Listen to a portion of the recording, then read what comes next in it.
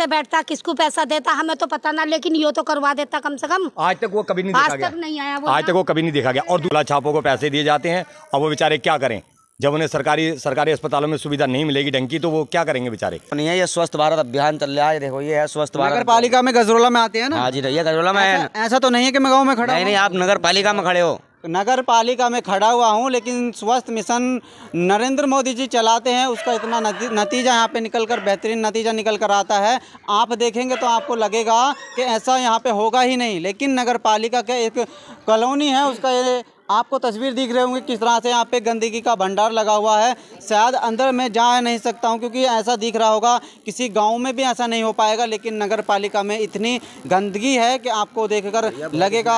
हमारा घर बहुत स्मेल मारती है, हमारा घर यही है सामने, देखो ये खिड़की। हाँ, ये खिड़की जो खुली है हमारा घर। ये बताइए भाई, इसकी शिकायत कर की है अभी? भैया 50 बार, एक बार ना 50 बार, कोई नहीं आता। डिपार्टमेंट को दे दिया, हर डिपार्टमेंट को शिकायत दे दी, चेयरमैन साहब को, विधायक जी को और वार्ड मेंबर को, सबको ला के दिखा दिया। ये बताइए यहाँ पे सफाई के लिए कोई आता है या नहीं? आप अभी ले जाओगे तो 2-4 जने आ जाएंगे, किसी को पता चल गया तो, वरना उसके बाद कोई ध्यान नहीं, कुछ नहीं, बस सिर्फ झाड़ू वाला आता है यहाँ, वो सुबह झाड़ू लगाता है। बाकी आप यहाँ देख रहे हो, और जरा पीछे जाके देखिए, आप पीछे जाके आप देखेंगे सारे गटरों के पाइप टूटे हुए हैं, और पीछे इन नाली की निकासी कहीं से कहीं तक भी नहीं है पानी की, और गंद देख लीजिए आप कितना है।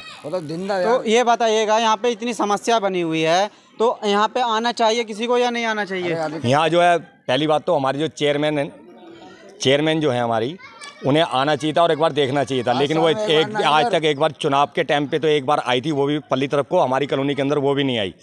चेयरमैन साहब, उनके हस्बैंड देवेंद्र नागपाल यहाँ 1-2 बार आने की उन्होंने कोशिश करी, और वो भी यहाँ पीछे की तरफ नहीं देखने गए, उन्होंने भी यहाँ बताइएगा जो आपके यहाँ पे बच्चे हैं, पढ़ने लिखने की सुविधा है इनके लिए? नहीं, इनके लिए कोई सुविधा नहीं है, ना इनके खेलने की सुविधा, ना पढ़ने लिखने की सुविधा। वो सरकारी स्कूल है, उसमें भी कोई वो नहीं है सुनवाई है।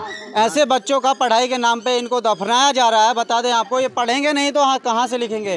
यदि ये पढ़ेंगे नहीं तो कहाँ से इनका जीवन चलेगा? कहाँ चलेगा भैया, तुम्हें देख लो क्या चल रहा है आजकल। आप बताओ क्या चल रहा है, कौन आ रहे हैं? कोई नेता नहीं आता। गवर्नमेंट स्कूलों पे ध्यान दे हुए है, सरकारी अस्पताल पे ध्यान दे हुए है, सब चीज पे ध्यान दे दी, मगर भैया वो ध्यान सिर्फ ध्यान में रह जावे है, वो कुछ नहीं है। ऐसा तो नहीं है कि आप झूठ बोल रहे हैं, यहाँ पे सच्चाई के साथ बता रहे हैं ना आप सब लाइव थोड़ी झूठ बोल रहे, खड़ी पब्लिक। भैया आपको तो दिखाई दे रहा है ना, दिखाई दे रहा, बताओ ना। ये बताइएगा इनके लिए स्कूल भी होना चाहिए, कुछ भी नहीं है, कुछ भी नहीं है। बताइएगा, ऐसे बच्चे, मैं कैमरामैन से रिक्वेस्ट करूँगा इन पे तस्वीरों को दिखाने का प्रयास करें।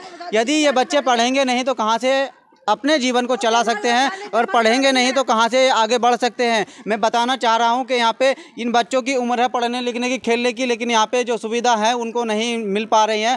आखिर कहाँ पे चली जाती हैं? इतने बताया जाता है कि इतने करोड़ का टेंडर उड़ जाता है। अपना नाम बताइएगा। मेरा नाम प्रभा जी। ये बताइएगा जी, आप आशा हैं? हाँ। तो आप किसी डिपार्टमेंट में इस कचरे की शिकायत करते हैं या नहीं करते हैं? बहुत कर दी, कितनी बार एप्लीकेशन दे दी, मोबाइलों में भी एप्लीकेशन पड़ी है, कितनी बार दे दी नहीं, लेकिन नहीं हो ना, कुछ ना सुनवाई हो रही। बताइएगा, इतनी गंदगी के साथ आपको बताना पड़ रहा है कि यहाँ पे इतनी गंदगी का अंबार लगा हुआ है, लेकिन बताया जाता है कि बड़े बड़े चैनलों के दोबारा के स्वस्थ रहिए, 10 वाला साबुन खरीदिए, उससे हाथ धोइएगा, लेकिन इतने एडवर्टाइजमेंट दिए जाते हैं कि इसको यूज करिएगा, ये फ़ायदा मिलेगा, लेकिन जहाँ पे आपको कुछ करने की ज़रूरत है उस पर आप नहीं करेंगे तो कहाँ से बीमारी को आप भगा सकते हैं? इतनी कोरोना काल चला है, इतनी बीमारी चली है, लेकिन अब भी बीमारी का टाइम चल रहा है। यदि ऐसे सिस्टम पे अगर काम नहीं किया जाएगा तो कहाँ से होगा? ये बताइएगा, यहाँ पे कोई बीमार हो जाता है तो आपको सरकारी सुविधा मिलती है या नहीं मिलती है? नहीं मिलती जी, कोई सुविधा यहाँ से नहीं मिलती, और कई लोग बीमार भी हैं जो सरकारी सुविधा से नहीं, यहाँ प्राइवेट अस्पतालों के उन्हें झोला छापों को पैसे दिए जाते हैं, और वो बेचारे क्या करें, जब उन्हें सरकारी अस्पतालों में सुविधा नहीं मिलेगी ढंग की, तो वो क्या करेंगे बेचारे।